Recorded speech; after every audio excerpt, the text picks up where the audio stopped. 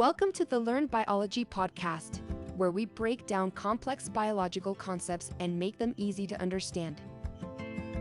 Today, we'll be diving into some fundamental concepts of cellular respiration and metabolism.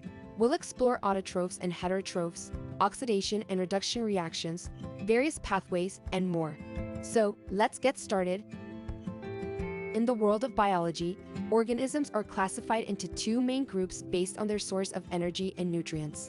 Autotrophs are those remarkable organisms that can produce their own food using sunlight or inorganic compounds. Plants are autotrophs since they make food, sugar, through photosynthesis. On the other hand, heterotrophs are more like consumers.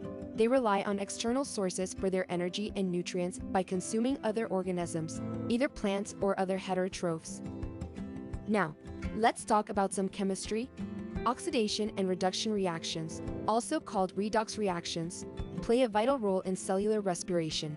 You might have heard of the acronym OIL-RIG, which stands for oxidation is loss, reduction is gain. In simple terms, during an oxidation reaction, a molecule loses electrons, while during a reduction reaction, it gains electrons. Redox reactions are important in cellular respiration. As sugar, protein, or fat molecules in the food we eat are broken down, several of the key reactions are redox, meaning electrons are taken from the food.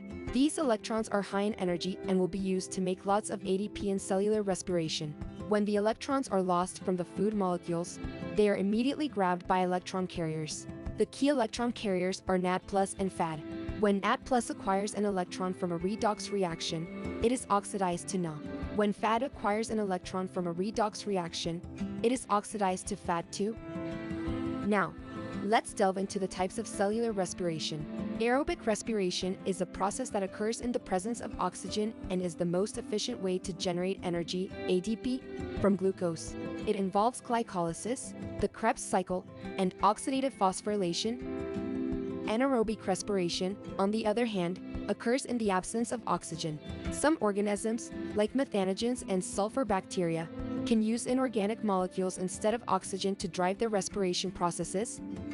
Fermentation, which includes alcohol and lactic acid fermentation, is a way for cells to generate ATP in the absence of oxygen. It's essentially a backup plan. It regenerates NAD+ for glycolysis when the electron transport chain isn't functioning due to anaerobic conditions.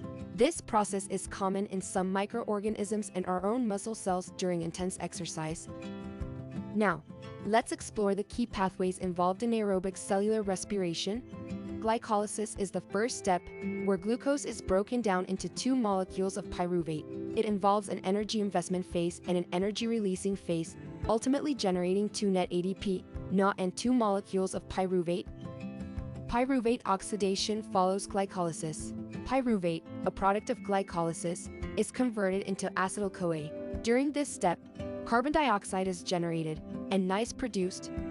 The Krebs cycle, also known as the citric acid cycle, takes place in the mitochondria and starts with acetyl-CoA. It involves a series of chemical reactions that release more carbon dioxide, generate many electron carriers like Na and FAD2, and produce some ADP. Electron transport and chemiosmosis is the grand finale. Electron carriers from previous steps deliver electrons to the electron transport chain. As electrons flow through the chain, hydrogen ions are pumped into the inner membrane space. They then flow back into the mitochondrial matrix through ADP synthesis, producing a significant amount of ADP through oxidative phosphorylation.